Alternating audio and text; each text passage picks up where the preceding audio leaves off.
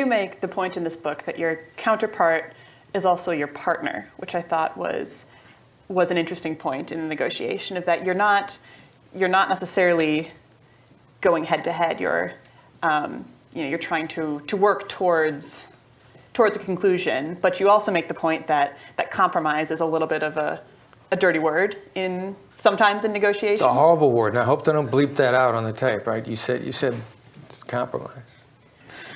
So what about compromise? What about negotiations do you think involves working together? And then what about compromise is so negative? And there's a difference between a high-value trade and compromise. Compromise, splitting the difference, meeting halfway, that's usually kind of, it's usually kind of a lazy approach. And you leave money on the table. You leave better outcomes on the table when you compromise or you meet in the middle. I like to say, never be so sure of what you want that you wouldn't take something better. And so you want to interact with someone because the adversary is a situation. If you're talking to someone, actually you both have a problem that the two of you talking together will likely solve. And even if it's, what's the most effective high-value trade? What can I give you that's really valuable to you that might be fairly easy for me to give?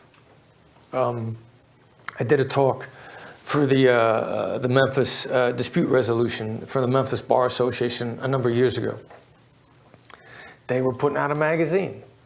They got to put somebody on the cover of the magazine. They said, we'll put your picture on the cover of the magazine. Getting my picture on a cover of a magazine that gets some distribution is extremely valuable to me.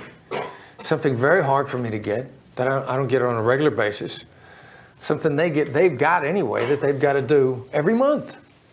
So that's a perfect definition of a high-value trade. And the idea was they wanted some training on negotiation, and they wanted to hear somebody that came in from a different point of view, and some stuff that's fairly easy to understand. I mean, I've had a lot of people tell me that the ideas are digestible, they're easy to apply, they're not hard to figure out. Everything is designed to be very user-friendly, that you can figure it out and you can use it and you start making a difference right away. So, yeah, the adversary is a situation, a person you're talking to, they might feel like that they've got to be your adversary, and you can get them out of that eventually with enough time. People are really far more defensive than they are attacking. But the adversary is a situation, so I got to partner up with this person. So I'm going to engage in behaviors that's going to make you tend to want to collaborate with me. And if we get into some really serious hard bargaining, I can do that too. I can hold a really strong line, but ideally, you're still going to feel good about the entire interaction. Hostage